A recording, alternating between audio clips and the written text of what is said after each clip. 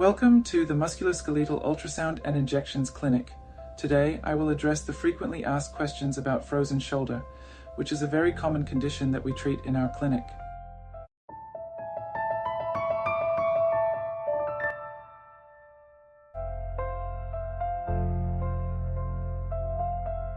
Frozen shoulder, or adhesive capsulitis, is a condition where there is generalized inflammation of the shoulder joint capsule.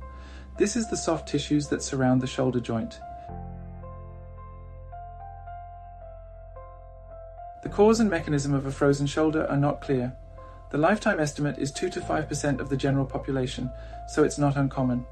It is usually seen between the ages of 40 and 60, and its incidence is slightly higher in women.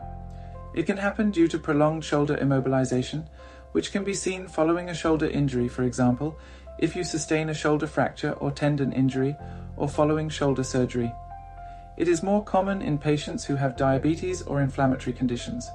However, it is very common to develop a frozen shoulder without an obvious cause. This is usually referred to as primary adhesive capsulitis, which happens without an obvious cause, to differentiate it from secondary adhesive capsulitis.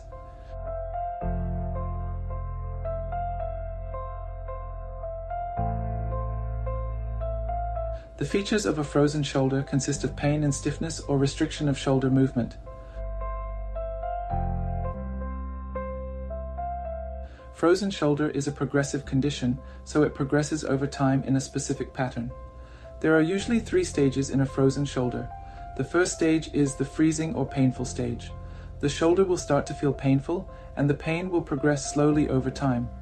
The pain is usually diffuse and felt over the shoulder and the front of the upper arm. In this phase, there will be a gradual increase in shoulder stiffness.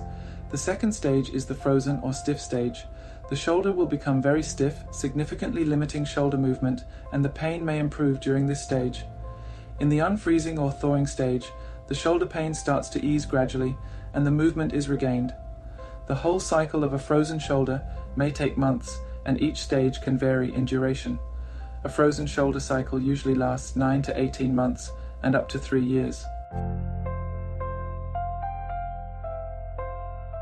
Frozen shoulder is primarily diagnosed based on clinical findings. Imaging is mainly used to rule out other potential causes of shoulder pain, such as rotator cuff tear, shoulder osteoarthritis, and shoulder calcific tendinitis. MRI can show inflammation in the shoulder joint capsule and confirm the diagnosis of a frozen shoulder.